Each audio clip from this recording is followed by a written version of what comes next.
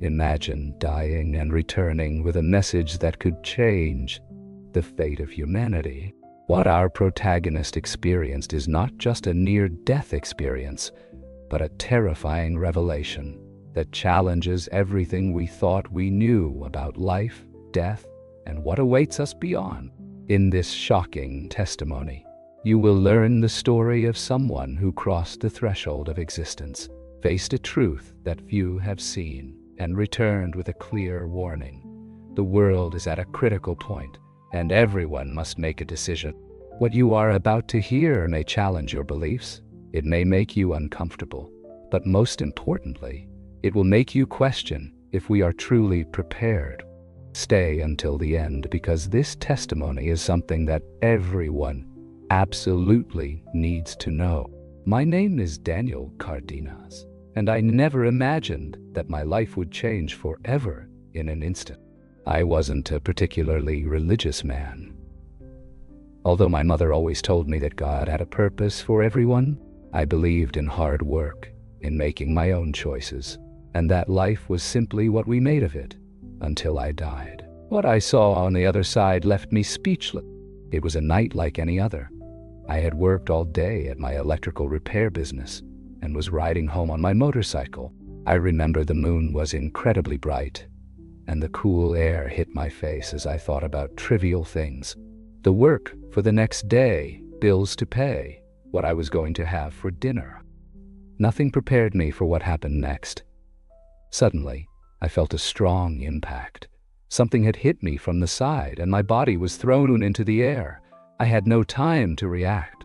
I only remember the sound of metal bending the asphalt, rushing towards me, and then silence. No pain, no screams, just an absolute void. The next thing I knew, I was standing in the middle of the road. But something was not right. Everything around me was moving in a sort of slow motion. I saw my destroyed motorcycle a few meters away. The most disturbing part, I saw my own lifeless body on the pavement. There were people running. A man was talking on the phone. A woman was crying. But I could hear nothing, as if an invisible barrier separated me from them.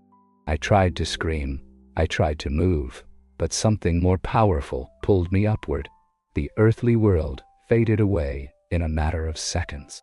I felt my body become light, as if I had no weight, and I was enveloped in an indescribable light.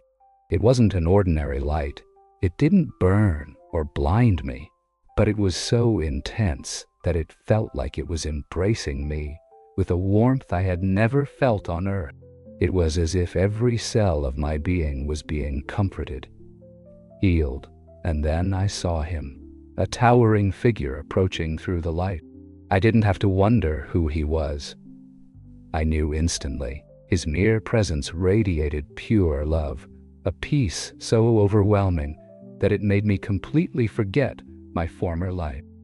There was no judgment in his gaze, only a profound understanding, as if he knew every part of my existence, every fear, every mistake, every hidden hope. His voice was not an ordinary sound, but something that resonated within me, as if he spoke directly to my soul. "Daniel, there's something you need to see." Before I could formulate a single question, the space around us changed. We were no longer in the light, but in a vast, boundaryless place. And then the visions began. I saw my life flash before my eyes, not as a blurry memory. The most astonishing part was that I could feel what others had felt for my actions. Every time I had been kind, every time I had hurt someone, every time I had ignored someone in need, I couldn't look away. I felt the pain I had caused even in moments I never imagined would have an impact. But I also felt the love I had given, the smiles I had brought about, the little gestures that had changed someone's life without my knowing. Jesus looked at me with infinite patience. "Every action has a consequence," he said.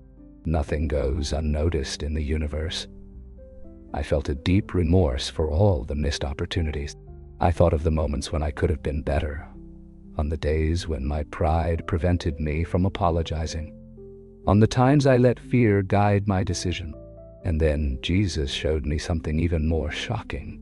The images shifted, and I saw the earth, not as we know it, but wrapped in a web of light and darkness. I saw how each act of kindness created a spark that spread, connecting souls, illuminating corners that were once shrouded in darkness. But I also saw how hatred, envy, and selfishness formed dark clouds that expanded, covering entire cities, impacting generations. Humanity is at a turning point. Jesus told me, each person must choose which side their future will be on. Some paths were filled with light, unity, and compassion, where humanity evolved towards a higher state of consciousness, where peace and love were the foundation of everything. But other paths, those were devastating. I saw chaos, wars, despair. I saw humanity trapped in a spiral of self-destruction. And worst of all, I saw that the choice was in our hands. There is still hope, Jesus said, but it depends on what. Everything I saw, everything I felt, left me speechless. I knew I had to return, to tell the world what I had witnessed. But the thought of leaving that place, that absolute peace, filled me with anguish. Jesus smiled, as if he understood what I felt. Before I could resist, I felt a force pulling me back. The light faded, and suddenly, the cold of the earthly world enveloped me again. I was on a stretcher, surrounded by doctors who exclaimed in disbelief, "He's back, Esther, waiting." My body ached, my mind was dazed, but my heart knew an undeniable truth. What I had seen was real. Nothing would be the same. The return was abrupt. I felt my soul being pushed back into my body, as if an invisible current was dragging me with no option to resist. I opened my eyes wide, and the pain hit me with brutal intensity.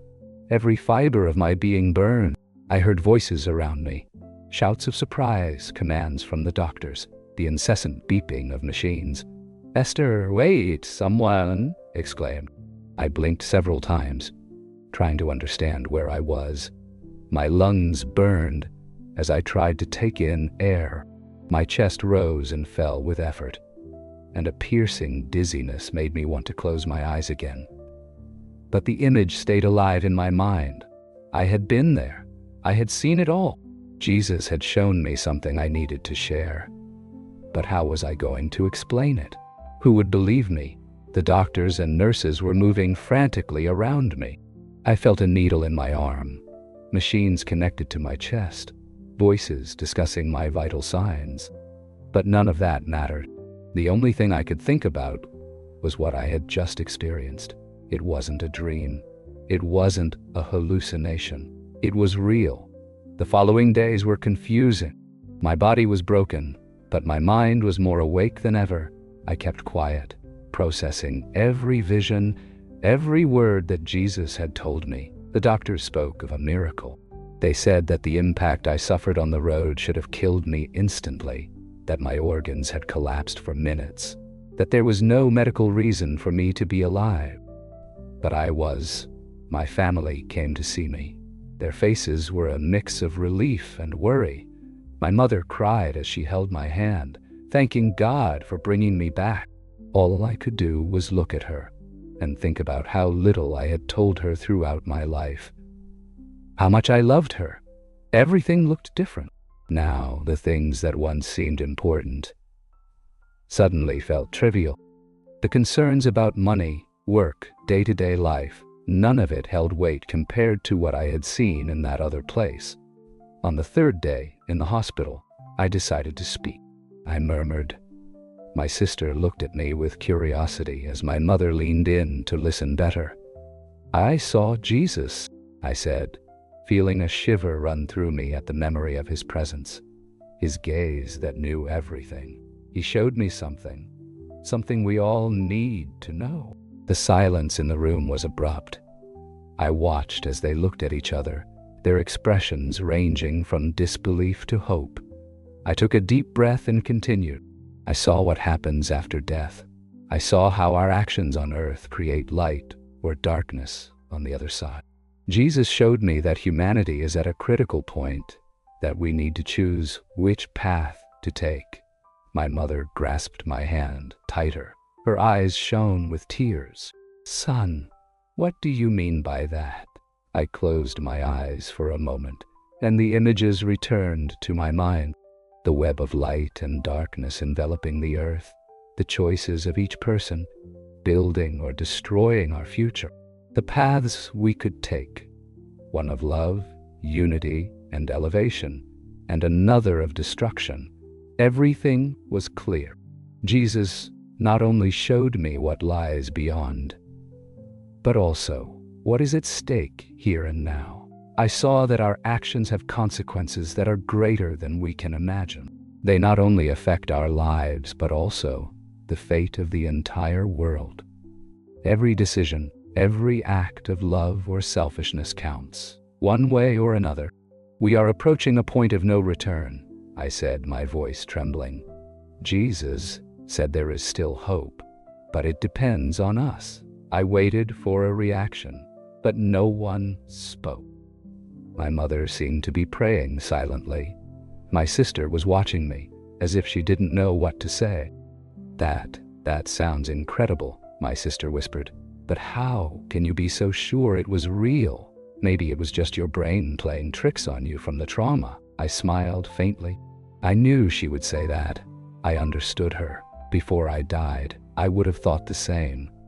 But what I experienced cannot be compared to anything in this world. It wasn't a dream. It wasn't an illusion. It was more real than anything I had felt while alive. Because when I was there, I knew. I spoke with certainty. I knew I was more awake than ever. I saw and understood things that are impossible to comprehend here on earth. What I felt there. Or at times I couldn't blame them. How can you explain something that defies all logic? But it didn't matter if they believed me or not. My mission was not to convince them, but to share what I saw. As days passed, I tried to put into words what I had experienced. I couldn't remain silent. I knew I had to share it with more people. What Jesus showed me was not just for me. It was a message for everyone. So I decided to go public. I recorded myself on video from the hospital, with my voice still weak, but with the determination of someone who has seen the truth and cannot ignore it. "If you're watching this, please listen to me," I said, looking at the camera.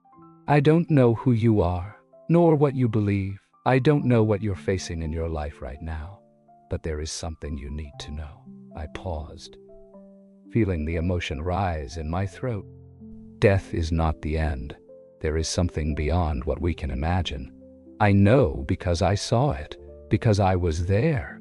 We are being given one last chance, but time is running out. When I uploaded the video, I had no idea of the wave it would unleash. The first few days after publishing the video were strange. At first, no one seemed to pay much attention to it. A few comments here and there. People thanking me for the message. Some saying they would pray for me, but nothing out of the ordinary. However, by the third day, something changed. My phone started filling up with notifications. Comments kept pouring in, and the view count was skyrocketing. Thousands of people were watching it, sharing it, reacting in ways I had never imagined. Some told me my testimony had given them hope, that it made them reflect on their own lives and on the decisions they were making. But there were also people who completely rejected it, accusing me of making it all up, of hallucinating, or of wanting attention. Yet, the most surprising thing wasn't the supportive or skeptical comments. People from different parts of the world began writing to me, sharing their own near-death experiences. They told me they had seen the same things I did, that they had felt that same peace, that same revelation about humanity and the importance of our actions. Some weren't even religious, but they insisted that after their experience, they knew without a doubt that life continued after death, and that our choices here on Earth had a far greater impact than we imagined. All of this confirmed something I already suspected. I wasn't the only one who had been shown this truth. Many people had gone through something similar, but most had remained silent for fear of being judged, or simply because they didn't know how to explain it. Now, with my testimony, some felt empowered to speak out. And that's when everything started to escalate. One night, while I was reviewing the comments on my video, something sent chills down my spine. An unknown user left a message that left me frozen. "You can't keep talking about this." It was a simple comment, without context, without explanation, but there was something in it that deeply unsettled me. I ignored it at first, thinking it was just someone trying to scare me. But the next day, the same user left another message. "You have no idea what you're doing." Something inside me told me this wasn't just the reaction of an annoyed skeptic. There was something more behind those words, and that wasn't all. Strange things started happening. My phone would shut down for no reason. Emails I received about the video vanished from my inbox, and on one occasion, while trying to record a second testimony, my camera mysteriously stopped working just as I was about to talk about what Jesus showed me about the future of humanity. It was at that moment I realized this wasn't just a story to share, but that what I had revealed was bothering someone, or rather, something. Jesus had warned me that humanity was at a turning point, and that there were forces that didn't want the truth to come out. It wasn't just a spiritual struggle in the afterlife. There was an active battle here on Earth in which we were all participating without even realizing it. It didn't matter whether someone believed in what I was saying or not. The reality was that the world was changing. Every action, every decision, every choice we made was tilting the scales in one direction or another. And if my testimony was causing such an uproar, it meant I was touching a truth they didn't want to come to light.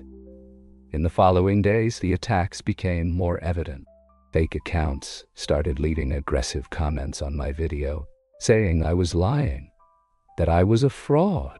I received emails with anonymous threats, telling me I should delete the video if I knew what was good for me. At first, the idea of just walking away crossed my mind. After all, I hadn't asked for this. I didn't want to be at the center of a controversy. But then I remembered Jesus' words, his gaze filled with love and urgency, when he told me I had to share what I had seen. If someone was trying so desperately to silence me, it meant that what I was saying was more important than I had imagined. So I made a decision. I wouldn't stop. I would keep talking. I would keep sharing, no matter the consequences. And just when I thought everything had calmed down a bit, something happened that made it clear to me I was on the right path. One night while I was sleeping, I felt a presence in my room. It wasn't a feeling of fear, but something deep. I opened my eyes, and for a moment, I could swear I saw a faint light in the corner of the room.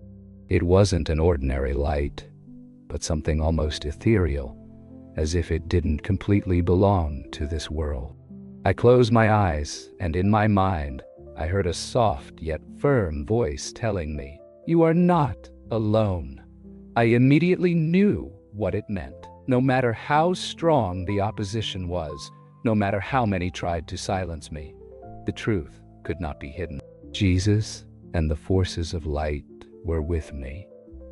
And now I knew for certain that this wasn't just my story, but a message that had to reach the whole world.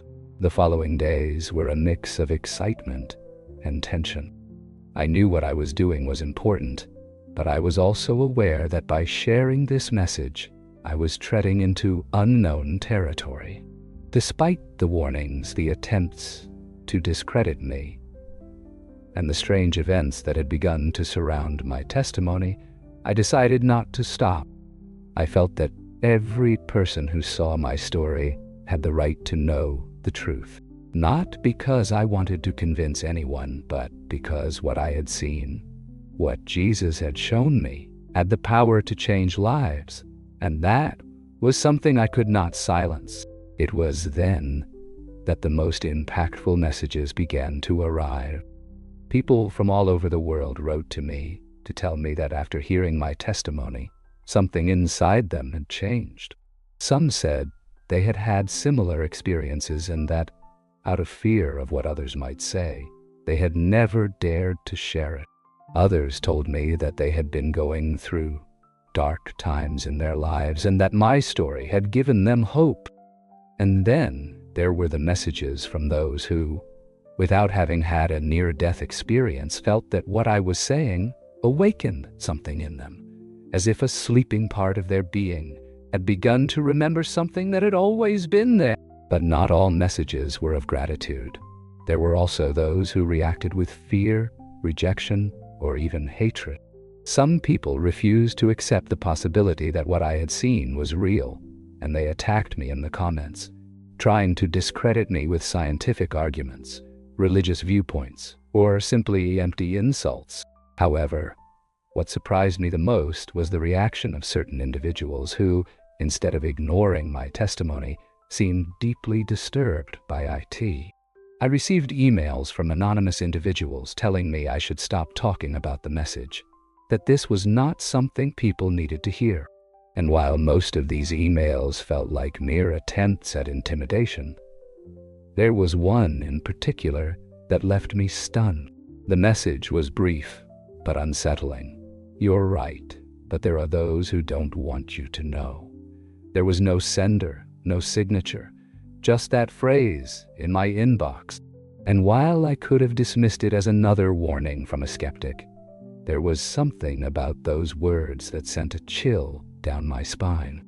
Because someone who apparently confirmed what I had seen wanted me to stop talking about it. What was really at stake here? I decided not to be intimidated. If there was one thing I had learned from my experience, it was that fear was the most powerful tool the forces wanting to keep humanity in the dark had. And if my testimony was causing such unease in certain circles, it meant I had touched on a truth they didn't want to come to light. Yet, I still couldn't shake the feeling that something more was happening behind all this. It wasn't just the reaction of the people, it was the very energy surrounding it all, as if every time I spoke about my experience, something in the spiritual world reacted. And then, something happened that confirmed my suspicions. One night, while reviewing messages on my phone, I noticed that one of my videos about the near-death experience had disappeared from my channel. It hadn't been marked or removed for violating policies. It had simply vanished without a trace. When I tried to upload it again, my account was temporarily blocked without any explanation. It wasn't the first time I faced obstacles, but this was different. I felt like I was crossing a line. What I was saying was upsetting more than I had imagined, but instead of being scared, I felt an even greater determination. I knew that what I had seen was not just a personal revelation, but a message for all of humanity. Jesus had shown me this for a purpose. Humanity was at a critical juncture, and each person had to make a choice. I couldn't force anyone to believe, but I could do my part by sharing what I had learned. So I decided to double my efforts. I began to speak more openly about the message, about how our actions, no matter how small, were shaping the fate of the world. It wasn't just about religiosity or faith, but something much bigger. A universal truth that transcended any belief. And the response was immediate. More people began to awaken, to question, to seek answers for themselves. What had been a simple personal experience was turning into a collective call. It was at that moment that I understood something Jesus had told me during my experience. The future is not set in stone, but every action tilts the balance. And now I clearly saw what that meant. Humanity was on the verge of an unprecedented change, and every decision, every act of love or fear, was paving the path we would follow. And even though the world seemed to be engulfed in chaos, there was a chance, a window of time in which we could still change course, but it depended on us. My story was not just a warning, it was a call to action. We couldn't wait for someone else to make the change. Each of us had a role in this, and while many would continue to ignore the message, those who listened would have the opportunity to make a difference. Not for me, not out of fear, but out of love, because in the end, that was all that mattered. That night, while gazing at the starry sky, I felt something different, a prophecy. No matter how many forces tried to stop it, the truth would always find a way to come to light. And as long as there were people willing to listen, to question, to open their hearts, hope would remain alive. Because in the end, darkness can only exist if we stop shining the light. If this message impacted you, don't stay silent. Subscribe and hit the bell to not miss more stories like this. Like it so that this testimony reaches more people, and let us know your thoughts in the comments. What do you think about this revelation? And before you go, don't miss the video on your screen. It's even more powerful than this one. It could change the way you see reality forever. See you there.